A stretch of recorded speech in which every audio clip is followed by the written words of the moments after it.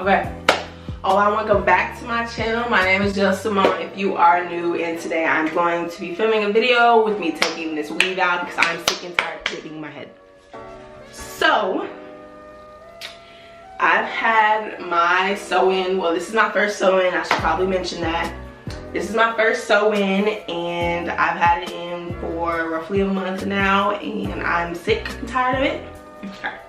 So the video is basically just going to be me taking out my sew-in. I'm not really going to explain a whole bunch because it's my first time, so it's not like, I'm not a professional.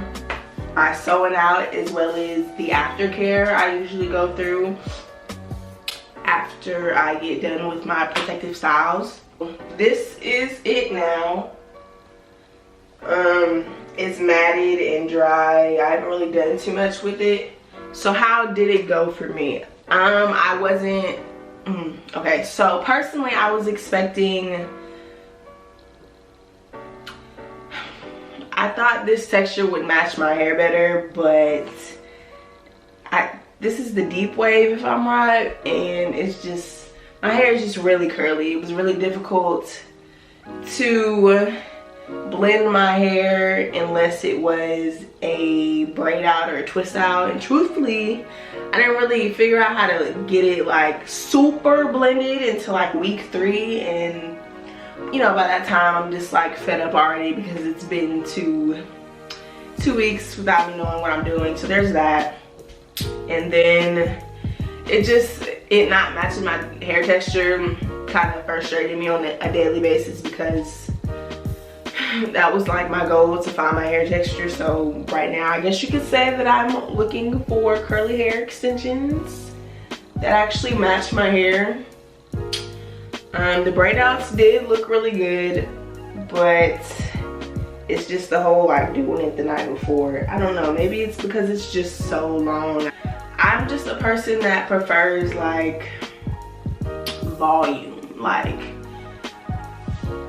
even like with the braid out, like I'm not getting like a fluffy braid out with volume. It's fairly like, you know, like flat. I mean, it's not ugly, it's just not what I like. I like curly hair, not hair that is straight and has to be curled. Like, I think it's a waste of my time if I wanted curly hair. I just prefer not to have to put heat on hair to make it curly. You know, just have it curly. If I want straight hair, I'll get straight hair. I don't want straight hair, so I won't get straight hair. You feel me?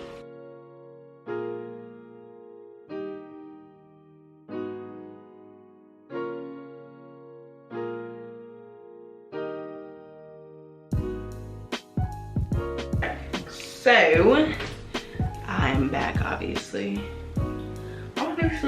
Okay, so I just got out of the shower and I'm about to explain to y'all what I do after protective styling. So the only, so the only shampoo I really use has been the OGX Tea Tree and Mint shampoo, because I like mint. I mentioned that a couple times. I like mint, and the way that it feels on my scalp is just what I need after a long dirty style. And then so after I shampoo, so like with this shampoo I'll keep it in like a little longer and like let it sit on my scalp, just because like the mint feels that good. If you don't use this, I would definitely suggest it. And then there's this thing that I've been using for roughly I've been using this for roughly 3-4 months, something like that. But it's by, it's by The Dew. This is their One Love Co-Wash, and I've basically used all of it at this point. I use this way more often than I shampoo my hair, so yes, I use this way more often than I use shampoo. I'm sure you guys have heard about co-washing, but co-washing is definitely a better option than shampooing your hair once a week. I would say I probably only shampoo my hair probably like twice a month, and then any other time I'm probably co-washing. but it smells really, it kind of smells like candy. That's all I can really say. It smells like candy to me, and I love it. Definitely suggested. It's also a Black owned brand. Picked it up in Target. If I'm right, it was probably like $13 or $14, which I feel like is a pretty good buy considering the size. I've shampooed, I've co-washed. So something I always do after Protective Styles is deep condition. If I don't do deep conditioning once a week like I'm supposed to, which I don't, I at least do it when I do my Protective Styles. After I do my Protective Styles, there you go. I'm using the Camille Rose Ode Rich Infusion Moisture Treatment. I'm almost out of this too, for being completely honest. Yeah, I messed it out. Please make sure that when you're working with your hair that you are detangling from the bottom up. I've seen entirely too many videos of people detangling their hair with things that are not a wide tooth comb and expecting it to do the job. For me, like when I'm doing like my little sister's hair, because both of my little sisters are pretty tender-headed, I hold it, like I add some tension. So, you know, like if there's a knot up here, instead of doing this and like dragging it, you know, you hold it, give it some tension, and then work your way up. So the child doesn't even feel it, because a lot of children are tender-headed. When it comes to deep conditioning, after protective styling, is I always make sure I do it overnight. What you should consider before getting a sew-in is making sure that you get the right texture, for one, because I feel like I just complained a whole bunch because I was always trying to get my hair to lay flat, because the weave was like flat and like more like wavy, and I know that my hair like curls, like puffs up. Like I don't like having to lay my curls when that wasn't my goal. My goal was to find my hair texture. I mean, obviously it's a learning process. Look at my little ponytail. Okay, Jella, get some length.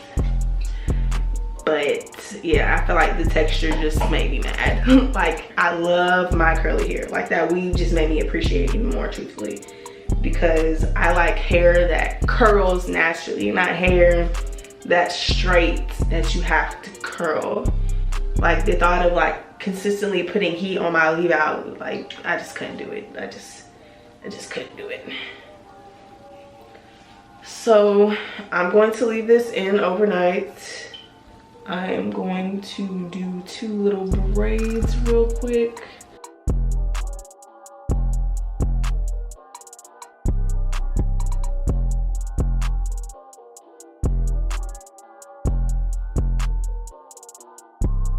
Okay, so now that my hair are in these cute little plaits,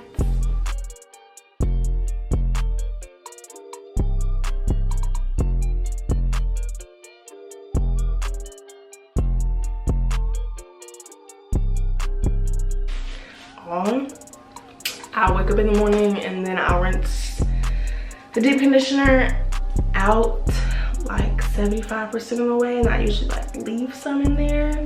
So my nightly routine for having a sew-in, or nightly, morning, whenever I thought of it, to put oil in my hair. So these are the 2 oils that I will use. Kylie Skincare Dreamy Skin Oil. And then this is the Wild Growth Hair Oil. I got it from the beauty supply store. I'm pretty sure it was like $7, $8, something like that. You're supposed to put this on your head 3 times a week, but I basically did this every day. No one tells me what to do, okay? If I want my hair to super grow, I'm a super grow my hair, okay? It's just as simple as that. But yeah, I would go between these 2. This was probably more my morning oil, and this was more like my night oil. And I think these are a huge contributor, to my hair growth while having the sewing in. These 2, I can definitely see the work they've been putting in, because when I show y'all my new growth, y'all gonna be like, what? How you do that? And I'm gonna be like, yeah, go get you some more, girl. Kylie oil, wild hair growth oil. So yeah, thank y'all for watching. I'm about to go to bed. Good night, people.